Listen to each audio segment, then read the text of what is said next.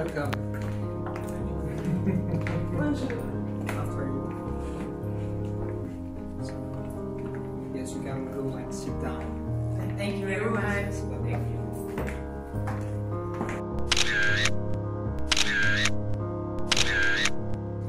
Grand bonjour à Ona de l'Institut français. Dobar dan poštovani gledalci, dobrodošli u još jednu emisiju Kultura u centru. Danas se nalazimo u Francuskom kulturnom institutu u Beogradu, a naš današnji domaćin i gost je direktor ove institucije, gospodin Manuel Boar. Gospodine, dobar dan. Hvala vam pre svega na pozivu i na izdvojenom vremenu. Dobar dan. Je suis désolé pour mon serbe qui n'est pas à la hauteur, mais je suis très heureux de vous rencontrer aujourd'hui et de vous accueillir à l'Institut français. Imaćete vremena da ga naučite svakako. Je l'espère fortement. Kao vrlo mladi vi ste otišli da studirate u Veliku Britaniju. Da li ste već tada osjećali tu odgovornost za toliku radoznalost, ali već ste unapred mogli da vidite koje će to odgovornosti nositi sa sobom? Alors, ce que je peux vous dire brièvement, c'est que le fait d'aller étudier en Angleterre pour ce qui me concerne, mais à l'étranger de façon générale, c'est surtout un état d'esprit. C'est la volonté tout simplement de s'ouvrir à autre chose que sa culture maternelle, de sa culture de naissance. Et donc, ce que m'a apporté ce séjour en Angleterre, c'est tout simplement une ouverture sur le monde. Et je pense que si je suis ici aujourd'hui, c'est pour prolonger cette expérience. Odlično. Kada ste dolazili u Srbiju, koliko ste bili upoznati sa srpskom kulturom? Da li ste imali neko predznanje ili je sve za vas bilo iznenađenje? Alors, je dirais que comme beaucoup de Français, j'avais quelques idées de ce qu'était la Serbie, mais surtout la Yougoslavie. Mais je n'étais jamais venu. Et donc, mon arrivée à l'automne dernier à Belgrade a été une découverte, et une découverte tout à fait enrichissante. Et j'ai pu dépasser finalement les clichés, les représentations qu'on a toujours de son pays quand on porte un regard sur un autre. Šta je za vas bilo najprijatnije iznenađenje? Šta ste to ovde lepo zatekli, a niste baš to očekivali u tolikoj meri? Alors ça, c'est une question difficile. La première réponse que je vais faire, c'est que je me suis tout de suite senti bien à Belgrade, c'est important de le dire. Pourquoi? Alors, parce que quand on est à Belgrade, quand on est en Serbie, on est en Europe, mais on est aussi un peu ailleurs. On n'est pas, j'allais dire, dans le voisinage de la France, on est déjà un peu plus loin. Et on sent que Belgrade, c'est un carrefour de culture. C'est quelque chose d'extrêmement intéressant, parce que c'est un mélange d'influences, d'influences de l'Europe centrale, d'influences liées aux relations avec la France et avec d'autres pays que je connais mieux. C'est aussi l'influence de la tradition ottomane.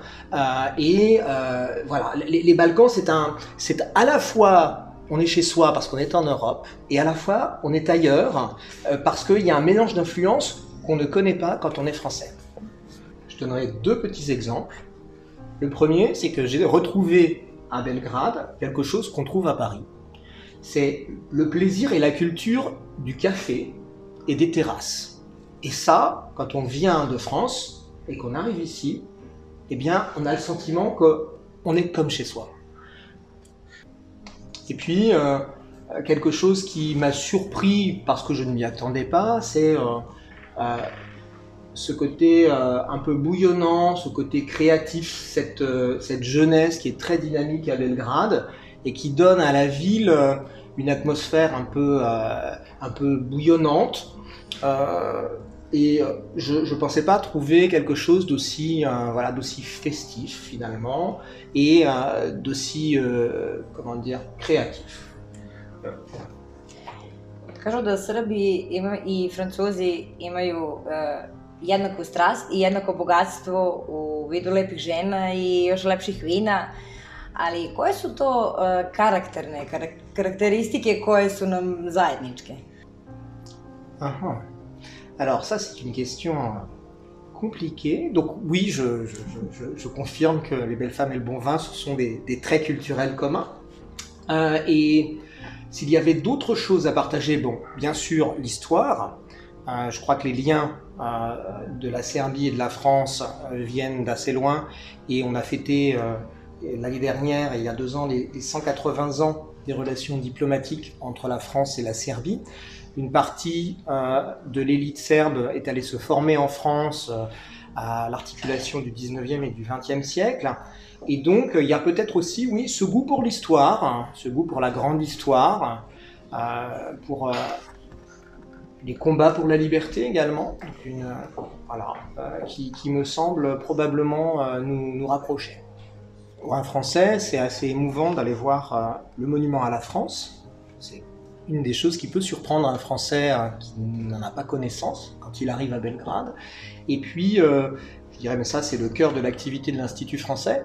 Ce qui nous relie tout simplement, c'est aussi le goût de la culture, hein, et ça se lit, ça se comprend quand on voit les échanges culturels qui existent entre la France et la Serbie depuis très longtemps. Vaš i naš Francuski kulturni centar u Srbiji se zaista zalaže za veoma bitne teme kao što su podržavanje omladine, rodna ravnopravnost, ekologija. Koji biste izdvojili projekat vezano za podršku omladini?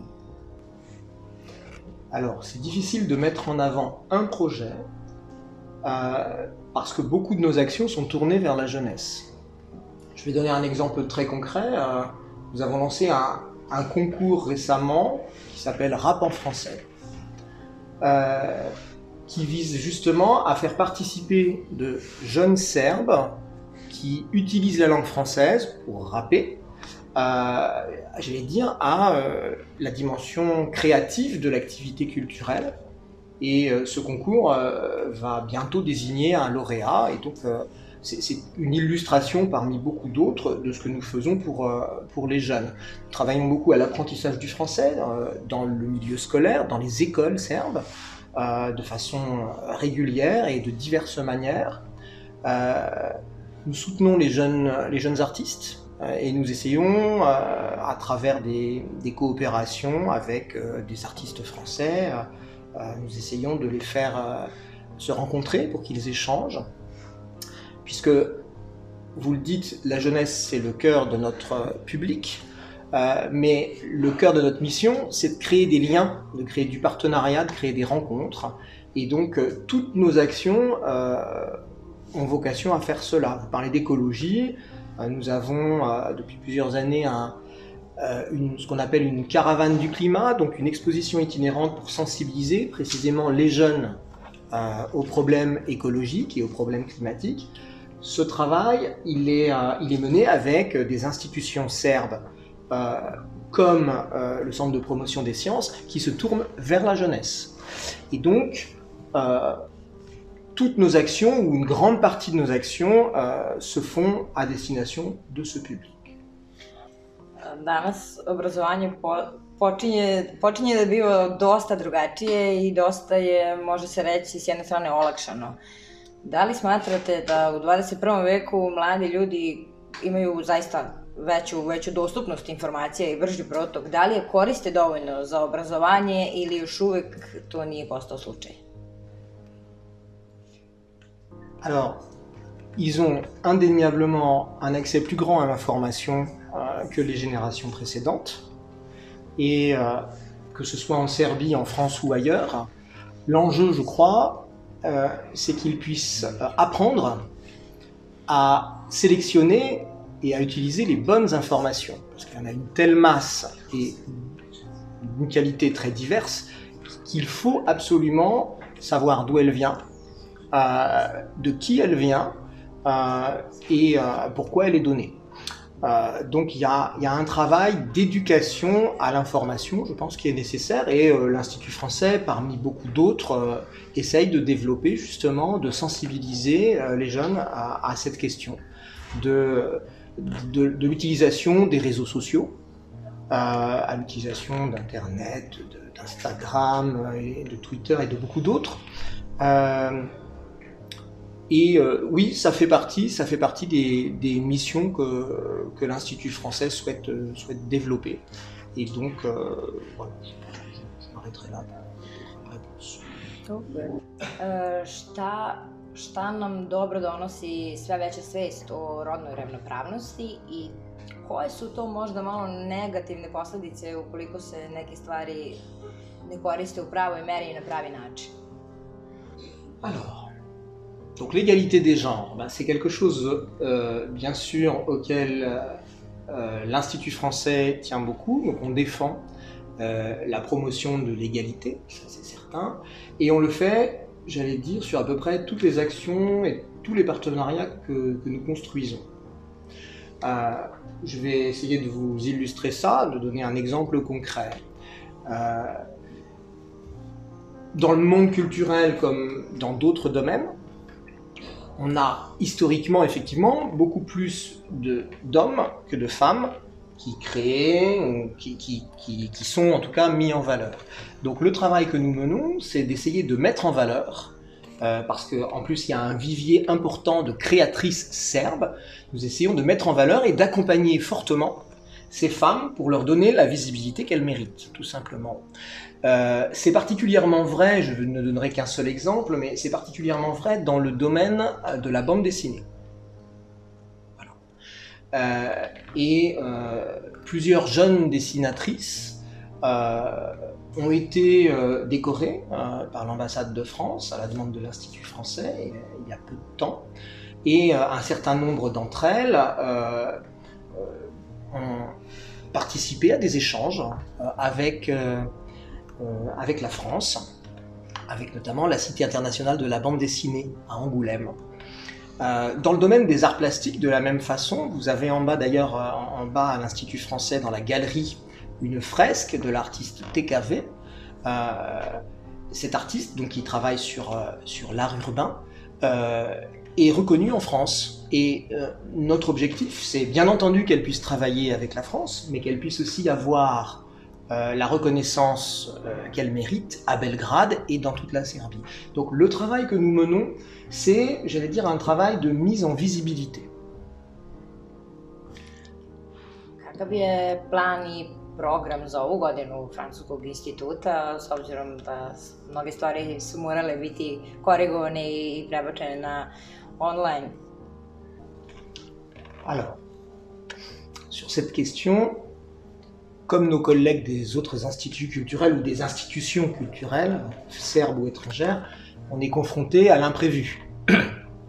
Et nous avons donc, dès que la crise sanitaire s'est déclarée, essayé de continuer à travailler différemment. Les outils numériques, évidemment, sont très précieux. Et ce qui s'est passé, c'est que nous avons transformé, il a fallu être réactif, nous avons transformé un certain nombre des actions que nous avions prévues, des projets que nous avions programmés, en projets numériques, projets à distance. Donc il y a des choses qui se sont faites de cette manière, de façon un petit peu précipitée, et puis pour l'avenir, qui est incertain, nous allons continuer sur la lancée. Donc, quelques illustrations de cela. Une des grandes activités de l'Institut, c'est de donner des cours de français. Les cours de français se font dans ce bâtiment à l'étage. La crise ne nous a pas permis de continuer à donner des cours. Nous avons décidé de donner des cours à distance. Et les élèves ont suivi les cours de français comme si de rien n'était. Je crois qu'ils sont assez satisfaits de ces cours à distance qui vont d'ailleurs se poursuivre en plus des cours dans les locaux de l'Institut à partir de la rentrée. C'est-à-dire que nous étoffons l'offre de cours et finalement, on va le dire de cette manière, la crise sanitaire a créé une opportunité. En matière de projets dans le domaine de l'audiovisuel, par exemple, en matière de cinéma, nous avons, le cinéma est un secteur sur lequel l'Institut français travaille beaucoup. Nous avons des festivals dont nous sommes partenaires ou organisateurs. Le dernier en date, Festival du film français, eh bien, qui se tient généralement dans la suite du Festival de Cannes, était remis en cause. Et avec nos partenaires serbes, nous avons réussi à transformer cette opération, et je peux dire que nous en sommes fiers. Le Festival du film français a eu lieu il y a une grosse semaine, il s'est terminé il y a une grosse semaine, à la fois sous forme de cinéma drive-in à Ada Ciganda et de diffusion de films en ligne. Ça nous a permis de présenter des films français de qualité qui n'ont jamais encore été projetés en public, notamment en France, en exclusivité à Belgrade. Et c'est un succès, donc nous espérons que nous pourrons réitérer cette opération, parce que le cinéma en plein air est finalement quelque chose d'agréable. Et malgré les contraintes de la crise sanitaire, cela permet aux gens de se déplacer dans leur voiture pour regarder un film, ce qui est plutôt agréable. Donc ça, ce sont deux exemples, il y en a d'autres, et il y en aura d'autres, mais je vais m'arrêter là pour parler de la crise sanitaire et des conséquences sur le travail avec le numérique. Osim u Beogradu, Francuski kulturni centar postoji u Nišu i u Novom Sadu. Kako ste zadovoljni saradnjom ostalih centara i da li ste uspeli da primetite možda neku razliku u temperamentu, ali svakako zajedničko je to da su svi otvoreni? Alors, les centres de Niš et de Novi Sad, pour nous, sont très importants. Pourquoi? Parce que c'est vrai que tout à l'heure, j'ai parlé de Belgrade. C'est là que je me trouve, c'est là que je travaille quotidiennement, mais la Serbie, ça n'est pas Belgrade. Au même titre que la France, ça n'est pas Paris. Et les différences de tempérament, vous les trouvez en France comme en Serbie, et c'est amusant parce que elles viennent souvent, effectivement, on les lit du nord au sud. Et eh bien oui, quand on est à Niš, on est plus près de la Méditerranée, enfin plus près de la Grèce. Et quand on est à Novi Sad, on est plus près de l'Autriche. Et ça influe sur les pratiques peut-être, et sur la culture et sur le tempérament, oui. Mais justement, c'est la richesse d'un pays que d'avoir, j'allais dire, une mosaïque une mosaïque de culture ou de traditions qui peuvent varier un peu, mais elles ne varient pas totalement. Il y a forcément des points communs. Et j'allais dire, ce qui est intéressant, c'est de regarder les points communs et les différences et de jouer entre eux pour construire des partenariats riches et diversifiés avec l'ensemble du pays. C'est la raison pour laquelle aussi nous avons un certain nombre d'actions qui ne couvrent pas un site ou un autre, mais l'ensemble de la Serbie. On parlait tout à l'heure de la caravane du climat, il existe aussi la caravane du film, donc des projections qui sont organisées sur des thèmes précis dans différents endroits de Serbie, qui sont assez nombreux. Tout ça pour nous c'est important parce qu'il faut toucher la diversité des publics et la diversité des tempéraments, mais il faut toucher tout le monde. Osim izuzetno posećene škole jezika, takođe na veliko zadovoljstvo studenta, veliki broj stipendija Francuska dodeljuje. Da li ste vi zadovoljni odzivom studenta koji traže stipendiju, kao i to da nam kažete nešto više o tome šta je sve potrebno da bi neko mogao da konkuriše? Alors, je vais essayer effectivement d'être bref. Effectivement, traditionnellement, il existe des outils pour faciliter la mobilité des étudiants serbes vers la France. Cette année, nous avons une vingtaine d'étudiants serbes qui vont partir en France avec une bourse. Ils ont été sélectionnés il y a peu de temps et ils vont étudier un peu partout en France. Et quels sont les prérequis pour effectuer une mobilité quand on est étudiant serbe et qu'on souhaite aller en France? Bien écoutez, les bourses que nous distribuons sont distribuées sur les critères de l'excellence. Donc il faut avoir c'est des diplômes et un très bon niveau. Il y a des commissions composées à la fois d'universitaires serbes et d'universitaires français et de membres de l'Institut qui sélectionnent les candidats. Et nous accompagnons avec des bourses les étudiants qui vont plutôt étudier en Master 2 ou en doctorat. Donc les bourses sont rarement distribuées à des étudiants qui commencent leur cycle universitaire. Pour autant, il est possible, et il y a beaucoup plus d'étudiants que de bourses, il est possible d'aller étudier en France sans avoir une bourse. C'est un peu plus compliqué à cause du coût de la vie en France, mais de nombreux étudiants se trouvent en France actuellement. Donc, on estime à environ 700 le nombre d'étudiants serbes qui étudient en France en 2020. Et nous sommes très satisfaits de la qualité des étudiants qui partent en France, hein, des liens qu'ils construisent avec la France et une fois revenus qu'ils peuvent valoriser. Pour nous, c'est quelque chose d'important. S'il devait y avoir des choses à améliorer, eh bien, tout simplement, c'est d'essayer de faire partir encore plus d'étudiants. Et nous essayons également de faire en sorte qu'il puisse être un trait d'union entre la France et la Serbie et qu'ils reviennent en Serbie. Parce qu'un des problèmes de la Serbie, c'est un problème démographique, c'est un problème de personnes qui partent mais qui ne reviennent pas. Et donc, créer des liens forts entre la France et la Serbie, ça passe bien sûr par les étudiants qui s'en vont, mais aussi par des coopérations entre les enseignants, les universitaires français et les universitaires serbes, des coopérations sur la durée, de manière à ce que l'étudiant qui part en France ne soit pas prisonnier en se disant je vais gagner plus d'argent, donc je vais rester, mais qu'il puisse faire des allers-retours entre la France et la Serbie de façon régulière et faire valoir, même s'il fait de la recherche ou s'il crée une entreprise en Serbie, qu'il puisse tout simplement se déplacer facilement. Et encore une fois, nous encourageons ces échanges. C'est l'échange qui m'importe. Et j'ajouterai une toute petite chose. Il y a juste à côté de nous un bureau qui s'appelle Espace Campus France.